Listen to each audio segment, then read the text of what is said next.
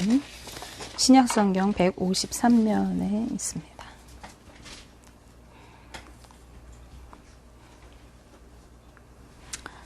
말씀을 제가 봉독해 올리겠습니다. 그들이 묻되 우리가 어떻게 하여야 하나님의 일을 하오리이까? 예수께서 대답하여 이르시되 하나님께서 보내신 이를 믿는 것이 하나님의 일이니라 하시니. 아멘. 기도합니다. 사랑의 하나님 감사합니다. 오늘도 주님을 예배하게 하시니 감사합니다. 우리 예배를 기억하여 주시고 시간 이 예배를 흠양하여 주옵소서. 말씀 앞으로 우리가 나아갑니다. 말씀을 통해서 우리에게 하시는 주님의 음성을 듣는 시간 되게 하시고 연약한 사람의 모습은 가리우시고 하나님의 대언자로 섰을 때에 전하는 자와 듣는 자가 말씀의 권위 앞에 굴복하게 하셔서 말씀에 순종하게 하시고 그 말씀대로 살아가는 우리의 삶이 하나님의 뜻대로 살아가는 삶 되도록 축복하옵소서. 예수님의 이름으로 기도합니다. 아멘. 네, 오늘은 무엇을 위한 열심인가 라는 제목으로 우리가 함께 말씀을 나눠보려고 합니다. 네, 얼마 전에 저희 이전도사님과 저희가 대화를 나누는 중에 어느 분이 요즘에는 예수 장사꾼이 많다는 이야기를 하더라 하는 말씀을 하셨어요. 예수 장사꾼이라는 단어가 계속해서 저의 마음속에 남아 있었습니다. 그 말에 동감하기 때문이죠. 선거철이 되면은 교회마다 돌아다니면서 예배를 참석하고 인사를 해대는 어떤 후보들 를 볼 때가 있어요.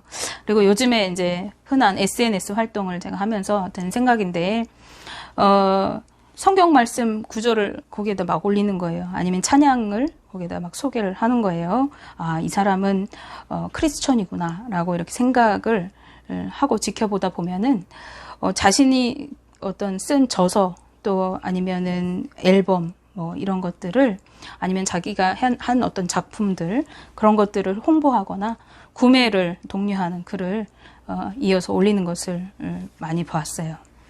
물론 그분들의 그 입장이 어느 정도 이해가 되긴 하지만 그 모습을 지켜보면서 우리가 예수님을 앞세워가지고 다른 것들을 나타내고 있으면서 자신의 어떤 욕망이라든가 그런 것들을 채우고 있는 것은 아닌가 하는 생각이 들었던 것입니다. 우리가 정말 자랑해야 할 것이 무엇인가 하는 생각을 그런 모습들을 보면서 하게 되고 또 우리의 열심이 무엇을 위한 것인가 라는 자문을 해볼 때도 종종 있었습니다. 그런데 이런 모습들이 몇몇 사람들만의 문제라는 생각이 들지 않는 거예요. 가끔 이렇게 시장에 가서 나이 드신 권사님들께서 이렇게 물건을 구입하실 때 이런 말씀을 하시는 이야기를 들은 적이 있어요. 아, 나도 당신이 다니는 그 교회 다니는데 좀 이거 잘 좀 해줘. 이렇게 말씀하시는 거죠. 또 그런가 하면은 어떤 사람을 소개하면서 이렇게 얘기합니다. 이 사람 우리 교회 성도인데 내가 잘 알아. 잘 좀 부탁해. 라고 이렇게 부탁하는 경우인 거죠. 물건값을 흥정하는데 굳이 교회를 들먹거리는 것입니다. 이런 모습들을 볼 때 좀 안타까운 생각이 들 때가 많이 있습니다. 그런데 이런 모습보다 더 위험한 경우가 있어요. 그것은 자신이 교회에서 섬기는 것들이 하나님을 위한다고 하면서 정작 자신을 나타내고 자랑하거나 그게 아니라더라도 자기 만족과 욕망을 채우는 자기의인 경우들이 있는 것입니다. 그래서 오늘 저도 제 자랑을 한번 해보려고 해요. 설교에 시작하기에 앞서서.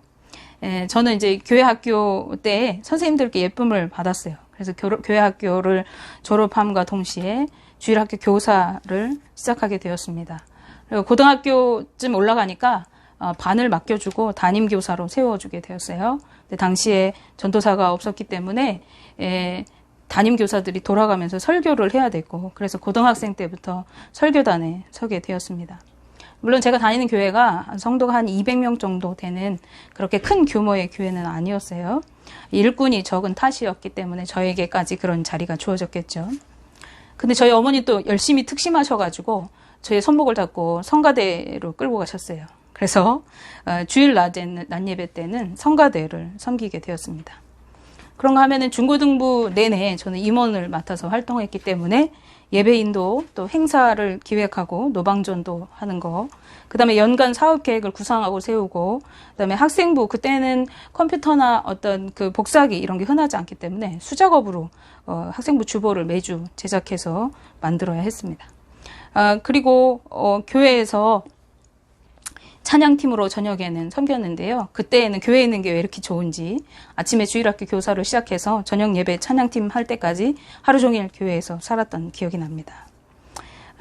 또 이제 작년이 되어가지고는 개척교회를 섬기게 될 때가 있었는데 그때도 전도사님이 개척교회니까 없어요. 그래서 주일학교를 혼자 맡아서 예배를 인도하면서 2부 예배를 구성해서 또 아이들과 2부 활동을 해야 했습니다.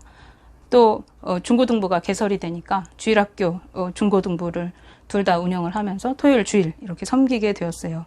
그것만 하면 좋은데 또 주일 낮에 성가대로 찬양 인도로 여전도의 활동, 또 식당 봉사, 나중에는 배우지도 않은 꽃꽂이에 차량 봉사까지 하게 되었어요.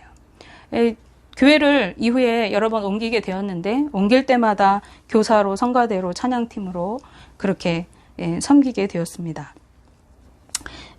이쯤 되면 좀 자랑할 만하지요. 지금 생각하면은 어떻게 그런 일들을 할 수 있었나. 또 어느 때는 목사님 안 계시면은 새벽 예배 설교를 설 기회도 있었어요. 그 많은 것들을 해내면서 내가 내 일을 하고 있다는 생각 그렇게 하지 않았어요. 그 일이 힘든데도 밤을 새워 하면서 정말 뿌듯하게 기쁨으로 했던 것 같아요. 제가 했던 그 일들 어느 것 하나 제 힘으로 한 것이 없는데 그 모든 일들을 인도하신 분이 주님이었는데 근데 그때 당시에는 그걸 잘 몰랐던 것 같아요. 시간이 한참 지나고 난 다음에 어느 날 제가 하는 일들이 주님을 위한 일이 아니라는 것을 저는 깨달았습니다. 그래서 이제 제 일이 되다 보니까 스스로 생각하는 거죠. 나는 이것도 하고 저것도 해봤어. 나는 이것도 할 줄 알고 저것도 할 줄 알아. 하면서 스스로 뿌듯하고 자족해하고 있는 그런 제 모습을 발견한 것입니다. 제가 하고 있던 그 많은 일들, 그 중에 어느 것도 전문적으로 배우거나 공부해가지고 한 것이 하나도 없어요.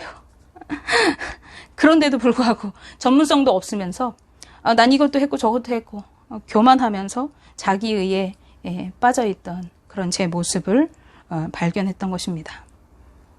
그리고 이것이 주님의 일이 아니라 내 일이 되다 보니까 내 열심을 가지고 나만 열심히 하면 되는 거였어요. 주님의 뜻과 상관없이 내 마음에 들 때까지 그 일들을 해야 했습니다.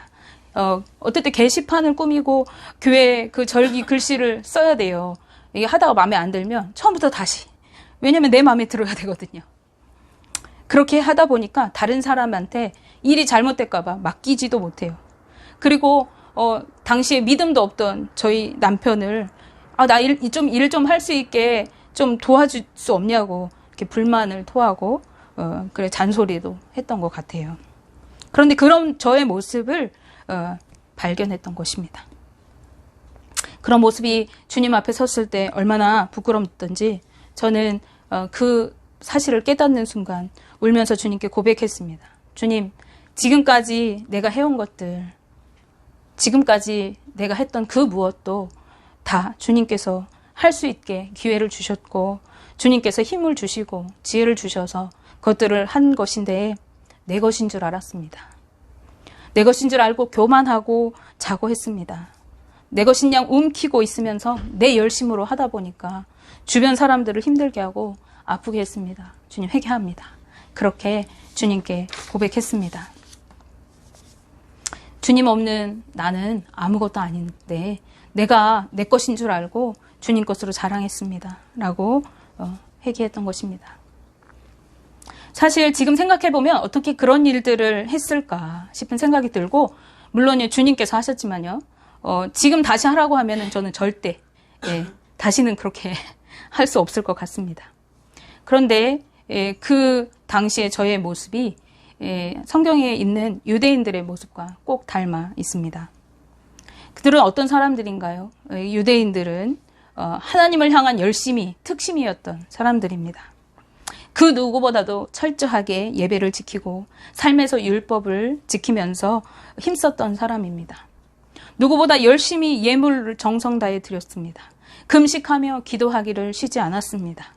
그러나 그들은 하나님의 뜻을 헤아리지 못하고 하나님의 원하시는 것과는 상관없이 자기 만족을 위해서 그러한 일들을 했던 것입니다. 그러다 보니까 그들은 자신들처럼 행동하지 않는 다른 사람들을 향해서 정죄하고 그리고 자신들과 분리해서 생각했습니다. 우리는 구원받은 선택받은 하나님의 자녀고 저들은 저주받은 자들이야 라고 했던 거죠. 그런데 그들의 그런 태도 이면에는 자기 만족과 그리고 보장된 구원을 위한 욕망이 있습니다. 우리는 구원받은 사람, 우리는 선택된 하나님의 자녀들이야 라는 특권의식, 자기의, 자기 만족이 있었던 거예요. 그리고 우리는 이미 구원받았어 라는 보장된 천국 티켓을 누리기 위한 욕망이 그들의 내면에 있었던 것입니다. 그러나 그들을 향해 예수님은 성경 곳곳에서 가혹하리만치 책망하시면서 회개를 촉구하십니다. 우리가 잘 알고 있듯이 하나님 없는, 즉 하나님과 관계없는 것들은 그것이 그 어떤 것이라고 해도 그것이 비록 예배라는 이름으로 행해진다고 할지라도 무익한 것임을 우리는 기억해야 합니다. 오늘 본문에도 열심히 충만한 사람들이 등장합니다. 그들은요, 배를 타고 예수님이 계신 갈릴리 바다를 건너서 예수님이 계신 그 벳세다라는 곳에 찾아갔던 사람들입니다. 가버나움이라는 곳에 찾아온 사람들입니다. 이 사람들이 왜 배를 타고 바다를 건너서까지 예수님이 계신 곳에 오게 되었는지 그 이유를 살펴보니까 본문 앞부분인 6장 1절에서 15절까지에는 그 유명한 오병이어 사건이 등장합니다. 이 오병이어 사건 당시에 남자만 5,000명이나 몰렸고 예수님의 표적으로 모두가 배불리 먹고도 12광주리가 넘는 떡이 남게 되었다고 성경은 기록하고 있지요. 그리고 이어서 6장 16절에서 21절 말씀에는 예수님이 무리를 걸어 제자들에게 오신 사건이 등장하고 있습니다. 예수님의 이 놀라운 표적으로 배부름을 경험한 사람들이 이제 예수님을 찾아온 곳이에요. 우리가 볼 때에 이들의 열정이, 이들의 열심이 얼마나 대단한 것입니까? 그들은 하루길을 걸어 바다를 건너서 어제 만났던 그 주님을 또 만나고 싶어서 찾아왔던 거죠. 그런데 예수님은 이들을 반기지 않는 듯합니다. 아니, 오히려 이들을 책망하십니다. 6장 25절 말씀에 언제 이곳으로 오셨냐고 묻는 그들에게 예수님이 대답하시는 대신에 다른 말씀을 하시는데요. 네, 함께 보시면 예수께서 대답하여 이르시되 내가 진실로 진실로 너희에게 이르노니 너희가 나를 찾는 것은 표적을 본 까닭이 아니요 떡을 먹고 배부른 까닭이로다. 아멘. 네, 여기서 예수님은 왜 그들에게 이렇게 책망하시듯이 말씀하시는 것일까요? 예수님은 전날에 이들에게 오히려 불쌍히 여기셔서 오병이어의 기적을 일으키시고 그들을 배불리 먹이셨는데 하루 만에 이들을 예수님은 책망하고 계세요. 예수님의 말씀에 따르면 이들은 주님을 찾아온 의도가 전날과는 변화였던 것을 알 수 있어요. 어떻게 변질되었을까요? 이들의 의도가 전에는 어떻기에 예수님은 이렇게 이들을 책망하실까요? 어제만 해도 이들은 주님을 찾았을 때 어땠는지 우리가 6장 2절 말씀을 보시면 나타납니다. 보시면 큰 무리가 따르니 이는 병자들에게 행하시는 표적을 보았음이러라. 아멘. 네, 그들은요 전날에 주님의 표적을 보고 이 귀한 일을 행하시는 분이 누구신가 하고 주님을 따랐고 그 다음에 주님이 무엇이라고 말씀하실까 그분의 말씀을 사모해서 주님 앞에 나오게 되었어요. 그것도 남자만 해도 5,000명이나 되는 사람들이 주님을 찾아 나왔던 것입니다. 그들은 주님을 사모하는 마음으로 주님 앞에 나왔던 사람들이었어요. 그런데 오늘 우리가 읽은 말씀에서 예수님은 그들이 예수님을 찾아온 이유가 예수님을 찾아서 바다를 건너 이곳까지 온 이유가 표적을 보고 온 것이 아니라고 하십니다. 그들은 전날에 배불리 먹었던 그 양식을 또 구하며 예수님께 나왔다는 것입니다. 이제 그들은 주님을 사모하는 것이 아니라 주님으로 인하여 얻게 되는 육체의 배부름을 위해서 그것을 기다리며 주님께 나왔다고 말씀하십니다. 어제나 오늘이나 주님을 찾는 뜨거운 열정은 그들에게 있었지만은 찾는 의도가 예수님을 찾아간 이유가 달랐다는 것입니다. 성경에서 표적은 무엇을 말하는 것입니까?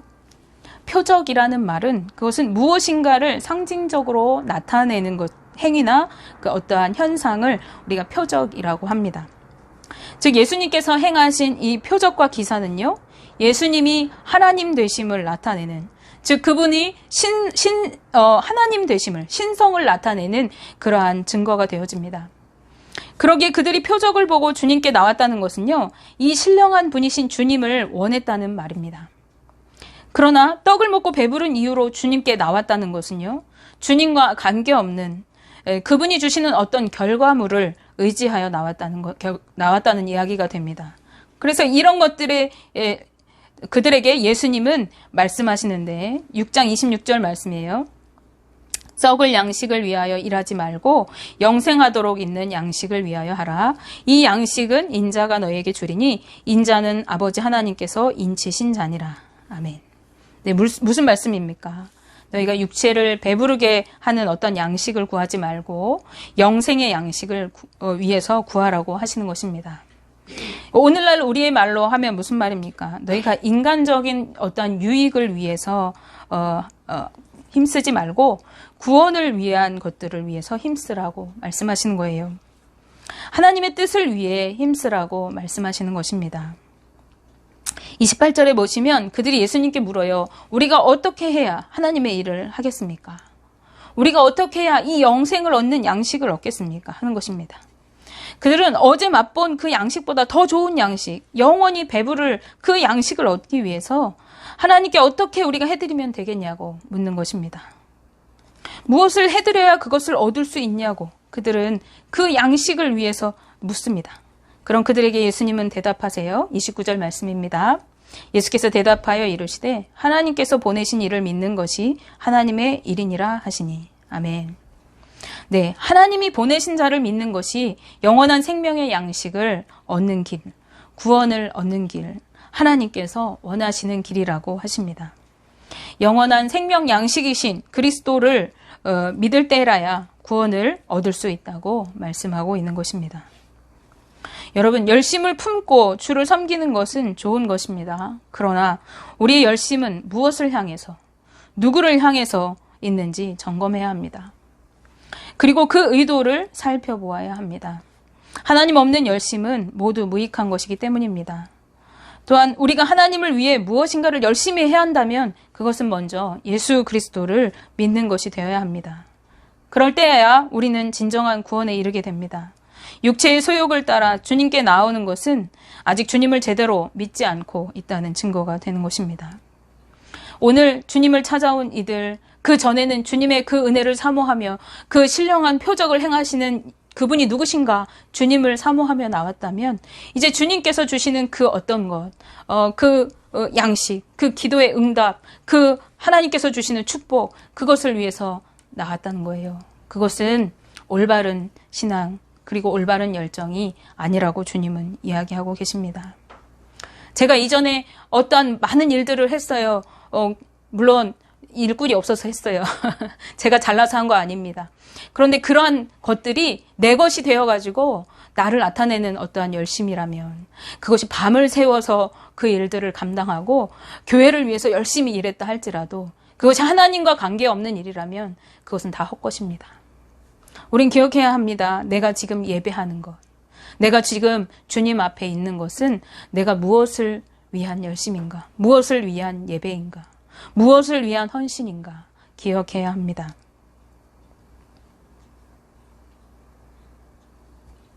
원하기는요, 우리 저와 성도님들이 모두 주님의 뜻을 위해 살아가기를, 그리고 그 주님의 뜻인 예수 그리스도를 온전히 알고 믿는 삶을 살아서 열심을 내어 주님께 달려나아가고 영원한 생명 되신 그 주님을 누리게 되는 삶이 되시기를 주님의 이름으로 축복하며 기도합니다. 기도하시겠습니다.